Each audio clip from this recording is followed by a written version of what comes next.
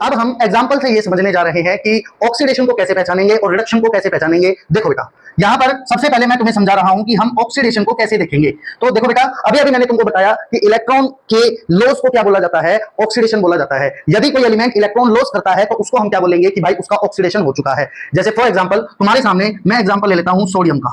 Sodium अगर यहां पर क्या कर दे, एक इलेक्ट्रॉन लूज कर दे, तो यहां पर हम क्या कहेंगे कि सोडियम का क्या हो रहा है, ऑक्सीडेशन हो रहा है। यहां पर सोडियम का ऑक्सीडेशन हो रहा है। यदि अगर मैं एग्जांपल लूं मैग्नीशियम का, तो यहां पर मैग्नीशियम क्या कर सकता है, दो इलेक्ट्रॉन लूज कर सकता है। तो यहां पर मैग्नीशियम का क्या हो रहा है जी, ऑक्सीडेशन हो रहा है। ये तो हुई लॉस ऑफ इलेक्ट्रॉन के टर्म्स में बात। तुम कहोगे सर एक बात बताओ, क्या ये जो इलेक्ट्रॉन लॉस का जो अधिकार है ये राइट है क्या सिर्फ मेटल्स के पास ही है? मैं कहूंगा ना बेटा, इलेक्ट्रोकेमिस्ट्री पढ़ने जा रहे हैं तो भैया मेटल इलेक्ट्रॉन लूज करता हुआ भी दिखाई देगा और इलेक्ट्रॉन गेन करता हुआ भी दिखाई देगा।